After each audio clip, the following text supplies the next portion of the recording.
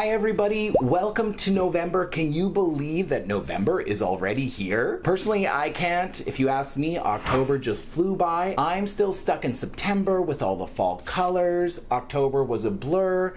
I may or may not be hepped up on a whole lot of Halloween candy that no one came around to get. But that's my problem. Let's talk instead about your problem, which is about finding an amazing book for a young person to read, especially now when the weather is turning, it is cold outside, and you think, what am I gonna do with my children? They need something to do. I need to keep them busy. I need them to stop asking me questions so I can clean the dishes. So if that sounds like you, then I have a suggestion. Because today is I Read Canadian Day, where we challenge young people to read at least 15 minutes a day and talk about their experience about reading a book that they really enjoyed, which is a celebration of Canadian authors who write books for young people. As you can imagine, I love this idea, and I think it's wonderful that we're promoting people who maybe we don't even know are around us making books every day. Canada's a really big place with lots of different kinds of people in it. Sometimes there's new topics that young people want to learn about, and we need writers who can write those stories. It's even better that there are so many new and emerging authors coming out of Canada who have such different perspectives. Now, I'm not going to be able to cover every single kind of author or every single kind of children's book topic today, but I will leave a link to some of the descriptions of books that I think are really excellent that I couldn't really get a hold of for today's book review. I am thinking about those books, and I do think those books are really amazing. Now, I could talk about Canadian literature and Canadian books for a very long time, but not everybody got that much time. So today I'm going to discuss 5 picture books for ages 3 to 6, and I think these books will be great to be able to build a little bit of discussion about common questions that kids have or interesting topics that you might be able to talk a little bit more about, and I think most of these books are going to be suitable for bedtime reading. Now let's get reading Canada. So the first book that I want to discuss today is called The Magician's The Magician's Secret. The Magician's Secret by Zachary Hyman. So when I was first looking up this book and I read this book and I fell in love with it when I saw it in the library, I was also a little confused when I looked up the author. Zachary is actually also a professional Canadian hockey player. What could be more awesome than a Canadian hockey player author for today's story? However, this book that I picked for today is specifically because it's about family and imagination, which I think are awesome topics to talk about young kids with. Now, in this book, Charlie and his grandfather spend lots and lots of time together, playing games, eating ice cream. Most of all, Charlie loves it when his grandfather tells him these amazing stories of places he says he's been. So, if he finds a statue, his grandfather says to him, "I found that in ancient Egypt." Or maybe if he finds a scarf, "Oh, that's from when I was a World War II pilot." And like most young kids want to know, what were you like when you were growing up, Grandpa or Grandma? And of course, because his grandfather is a magician with a flair for the debonair, and there's nothing wrong with that, because in this story, the point and the lesson is to learn how to use your imagination and how your imagination makes the world a better place. Often this brings up great opportunities for his grandpa to engage in an imagination activity and to think about, wow, wouldn't it be amazing if you were where the dinosaurs were? So this is a great way for young people to think about their imagination and how powerful it can be. Young kids, if they can believe it, then they can achieve it, as is said in the book. Now, the second book I'm going to recommend is called Town is by the Sea by Joan Schwartz, and it's illustrated by Sydney Smith.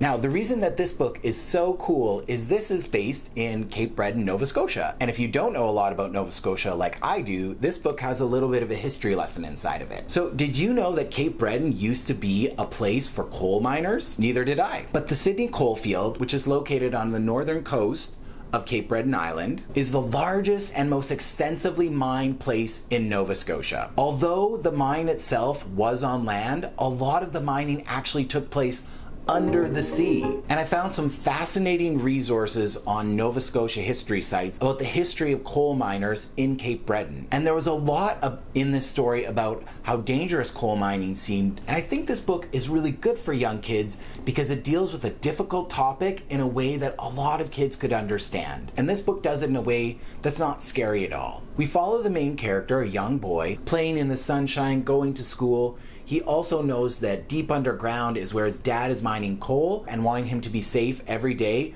when he goes to work. So I'll just give you a beautiful quote from the book that sort of describes the essence of the story. "The first thing that I see when I look out the window is the sea. And I know my father is already deep down under that sea digging for coal." If you come from a small town or small community, it might resonate with you that a coal mine or a farm or some other kind of industry is what keeps everyone there together. So I think this could be a really good book if there's a loved one or if there's a parent who has a dangerous or difficult job that sometimes takes them away from home. And this is a story of many small towns and many young families. And this story could be a good way to discuss how sometimes parents have to go to work, but they'll always come back home and they always love you.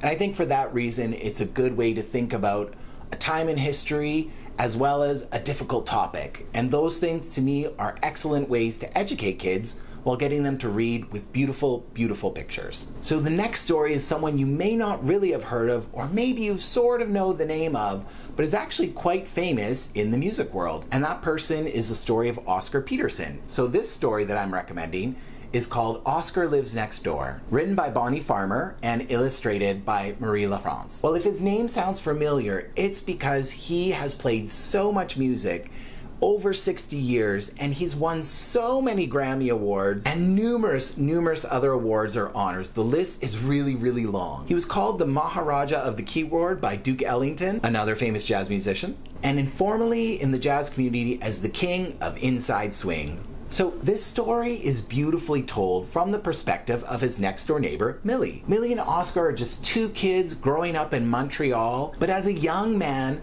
Oscar, who loved to play the trumpet and was very active, contracted tuberculosis. And if you know anything about tuberculosis in the 1800s and the 1900s, you didn't want tuberculosis. It's very dangerous for young people. This story really works for me because it details the power of a young people who are friends and how that friendship can help a young person when they're really sick. In this book, Millie writes letters to Oscar, and Oscar writes back, and it's a form of connection for them throughout his sickness. And I guess today, if it wasn't letter writing, it would be texting or something. And I think this sort of understanding for young kids to know if my friend is sick or feeling bad, I should check in with how they're doing is a really great lesson for young kids. Oscar does thankfully recover from tuberculosis, or TB as they call it. However, he now cannot play the trumpet anymore because his lungs aren't strong enough. But Oscar doesn't let this deter him, and instead what he does is he turns to playing the piano. Oscar takes his passion for music and doesn't get stopped by his inability to play the trumpet. Instead, he takes the piano and becomes a world-class musician. This story, I think, is great for parents who want to talk about kids getting sick and how other children can support them when they get sick. So I love looking at all the amazing books that are coming out, even children's books, for old folks like me. And I was really excited to discover this author. I just think his art style is amazing, and I think this is a great read that just came out this year, and it's called Mina by Matthew Forsythe. Mina is the story of a little mouse girl who lives with her father, and together they get in all sorts of little hijinks, mostly caused by her father. And this particular story revolves around the time that her father decides to bring home a squirrel to raise as a pet, even though they're mice and a squirrel would be gigantic to them. And Mina's a little concerned because the squirrel might not actually be a squirrel, it might actually be a cat. I think this book is a really nice play on single parent families and single parent to child relationships, especially father-daughter relationships, especially because sometimes in single parent relationships, it's a little different than families that have two parents, and I just felt it was very genuine and very real. And there's lots of twists and turns in this story, and I definitely laughed out loud. I think this is like just such a stunning book, and I have to say I love the artwork. I think it's really colorful and beautiful, and I love this kind of style for kids, and I love it for me. Last but definitely not least, here's a story that I think you should pick out if your child has a unique name, like me. And this book is called My Unique Name by Chynika Wright. Chynika talks about when she was a kid, about how sometimes kids teased her because her name they felt was difficult or confusing or not a name they were used to. And feeling different in school sometimes, especially for young kids, can feel very isolating, you can feel very stressed out, and sometimes you just don't know what to do about it, especially if it's something like just your name. There's some great messages in this story about parents, about how to talk to kids who have a unique name, about how to talk to kids about self-acceptance, even when at school sometimes kids don't understand. And so this book is all about respect and learning about people who are different than you, and about also respecting yourself and taking care of yourself when other people don't always understand what's unique about you. Well, that's all the Canadian books that I have for today. Now, did I miss any great children's books? Tell me in the comments below. I'm always super excited to talk about Canadian authors and Canadian topics, so if you know any good book recommendations, feel free to send those recommendations my way. I think I'll do a couple episodes this year around a few different topics, but I especially want to start with the young age group. It's important for us, especially now in a digital age, to challenge kids to read and to read deeply and to excite their imagination. The power of literacy is really powerful for young kids and can set them up so well later in life. So if you enjoyed this episode, please like, comment, share, subscribe, and if you really enjoyed this and you enjoyed some of the books I talk about today, feel free to share this with a parent who might be looking for some Canadian books. So stay curious, stay reading.